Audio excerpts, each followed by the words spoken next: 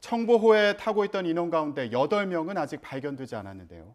현재 실종자는 어디 있을 가능성이 큰지, 또 구조 작업은 어떻게 해야 할지 짚어보겠습니다. 정운철 전 해군 해난구조대장 전화로 연결돼 있습니다. 대장님 나와 계시죠? 네, 네. 자, 오늘 새벽에 들어온 소식입니다. 처음으로 실종자 한 명을 발견했는데 선원 침실에서 발견됐습니다. 그 안에 다른 선원들이 있을 가능성에 대해서 어떻게 보시나요? 정황이나 지금까지 어떤 생존자 증언을 볼 때는 충분히 그 안에 더 많은 선원이 있을 것으로 추정이 됩니다. 예. 예. 지금 실종된 인원이 8명이어서 이제 상당 부분 있을 수도 있다 가능성을 짚어주셨고요. 만약에 실종자들이 이 선실 내에 머물고 있다면 역시나 에어포켓의 그 여부가 생존을 가르는 핵심이 될 것으로 보입니다. 그렇다면 빠른 수색이 무엇보다 중요할 텐데 에어포켓도 공간이 어느 정도 확보되느냐에 따라 생존 가능성이 좀 달라지지 않습니까? 물론 그렇습니다. 에어포켓이 정확하게 어디에서 형성됐는지 그리고 또 안에 있는 실종자들이 정확하게 그 에어포켓 안전한 구역에 있는지 이것이 문제고 이것이 곧 생존 가능성을 높이고 또 얼마나 빨리 구조를 하느냐 하는 시간과의 싸움이라고 지금 보여집니다. 예. 그래서 중요한 것은 이 에어포켓을 또한 외부에서 유지할 수 있도록 현장에서 그런 대책과 또 혹시나 에어포켓이 사라질 것에 대비해서도 관찰을 유심히 해야 될 것으로 보입니다. 예. 대장님, 에어포켓 같은 경우에는 어느 정도 시간 동안 유지될 수 있다고 봐야 되는 건가요? 그래서 그 시간을 유지하는 것은 정확하게 과학적으로 증명할 수 있는 방법이 지금까지는 없고요. 제가 지금까지 경험학적으로 보면은 작은 어선일수록 에어포켓을 유지하고 있는 시간이 짧았고 좀 이렇게 어선치고도 24톤이면 좀 큰 어선인데 이런 어선이면 좀 길게 갔다. 그리고 지금 현재로서는 현장에 있는 사람들이 이 에어포켓을 유지하기 위해서 리프팅백 띄워놨고 또 현장에 가 있기 때문에 유지하는 시간이 좀 더 길어질 수 있다. 이렇게 보고 있습니다. 그 대장님, 이 배가 그 서서히 침몰했다기보다는 10분 만에 이제 빠르게 이제 그 구조자들의 증언에 따르면 10분 만에 빠르게 배가 뒤집혔다고 하는데 이렇게 빠르게 뒤집혔을 경우에는 에어포켓이 있을 가능성이 서서히 침몰했을 때보다는 좀 더 있다고 봐도 되는 건가요? 당연히 그렇습니다. 서서히 침몰할 때는 에어포켓 자체가 형성되지가 않습니다. 갑자기 전복됐기 때문에 그나마 에어포켓이 유지되고 있는 것입니다. 그렇군요.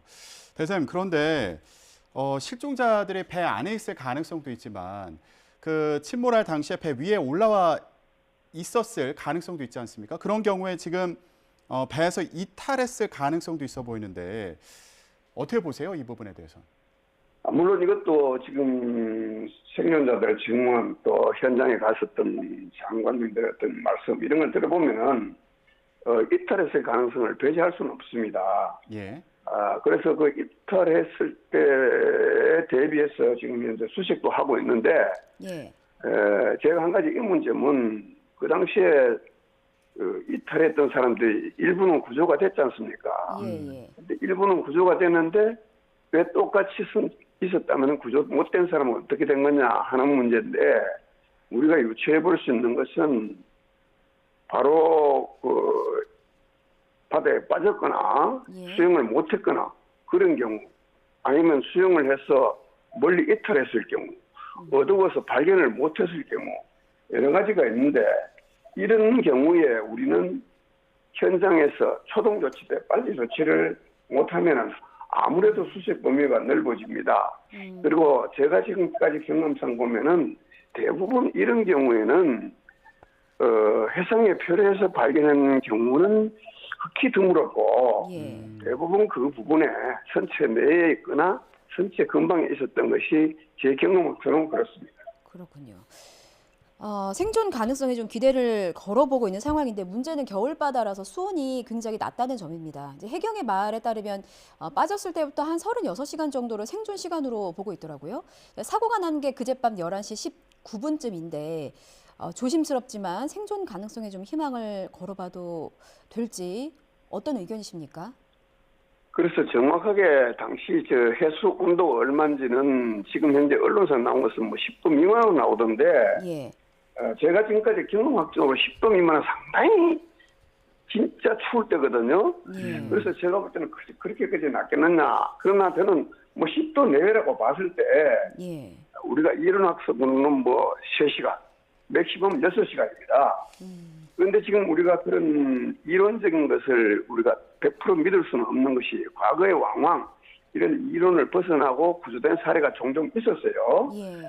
특히나 지금 같은 경우는 에어포켓이 형성돼 있기 때문에 시청자들이 만약 제 안전한 에어포켓에서 거주하고 생존하고 있다면은 이 6시간 뭐 30시간 큰 의미가 없습니다. 그래서 오히려 뭐 길게 말하면 40시간 이상도 버틸 수 있는 시간이죠. 예. 그래서 저희들이 희망하는 것은 실종자들이 에어포켓을 안전한 곳에서 바닷물에 직접 몸을 적시지 않은 범위 내에서 있다면 우리가 좀 생존을 기대해봐도 좋지 않나 하는 생각을 해봅니다. 예. 자, 대장님 지금 구조 작업이 한창 진행 중인데 선내에 있을 그 실종자들이 선내에 있을 가능성에 대해서도 이제 언급을 해주셨는데 이 구조 작업 가운데요. 지금 통발이 굉장히 많이 뒤엉켜 있다고 하더라고요. 이런 부분이 구조 작업을 하는데 좀 위험성은 없어 보이시는지 그리고 좀 유의해야 될 점이 있다면 뭐가 있을까요? 그래서 우리 물속에서 작업하는 잠수사에게는 가장 작업이 어려운 난제가 선체 내에 진입하는 것인데 예. 특히나 지금 저 배 같은 경우는 많은 어구들이 쏟아져 있습니다.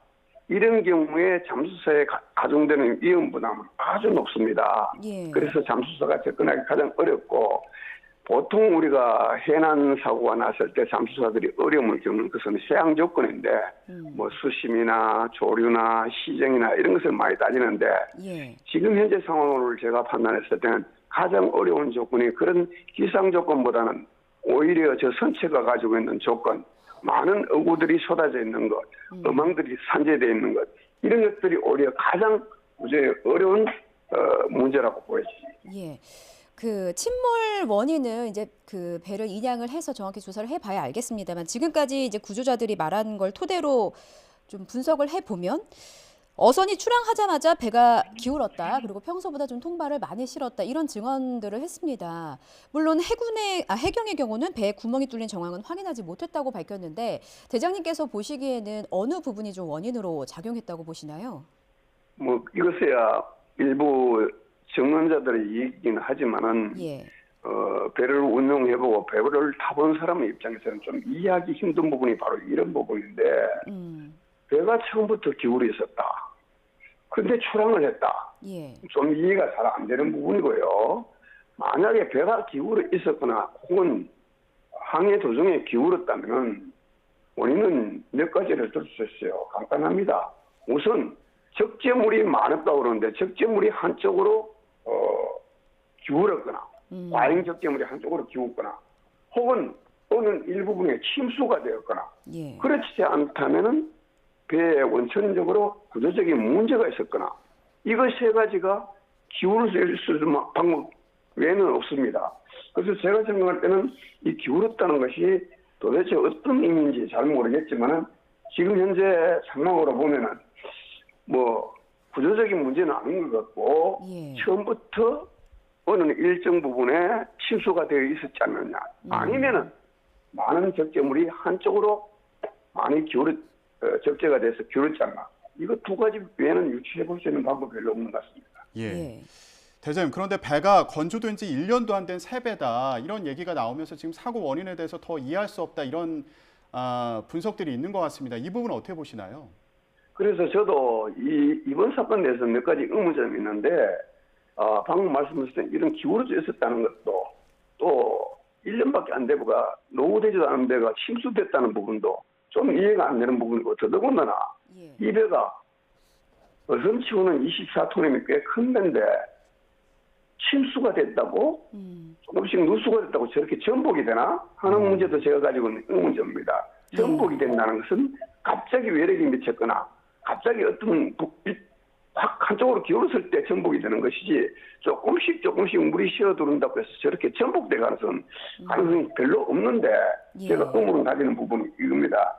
그래서 이것이 조그마한 균열에서 침수됐다면 전복될 가능성이 적은데 제가 생각하기에는 어떤 파공에서 갑자기 물이 돌았을 때는 전복될 가능성이 있다. 아니면 외부의 영향에서 외력에 의해서 어느 배에 부딪히거나 아니면 수중 구조물에 걸렸을 때는 저렇게 갑자기 뒤집어질 수가 있지만은 그 외에는 저렇게 전복될 가능성이 잘 없는데 제가 이번 사건에 대해서는 그 문제가 제가 좀 가지고 있는 의문 중에 하나입니다. 예, 일단 배를 인양을 해서 자세히 조사를 해봐야 원인을 알 수 있을 것 같습니다. 일단 오후부터 인양이 시작될 것으로 예상이 되고 있는데 어떤 부분을 주의해야겠습니까? 저도 어제 늘 생각했지만은 진입이 어렵다고 할 때 또 상황을 들어봤을 때는 저 진입하는 시간과 그 노력에 비하면 오히려 인양이 쉽다고 원래 판단을 했었습니다. 예. 왜 그러냐면은 완전히 해저에 침몰해 있을 때 인양하는 것도 하고 지금처럼 물 위에 떠 있을 때 인양하는 거하고는 엄청나게 차이가 있습니다.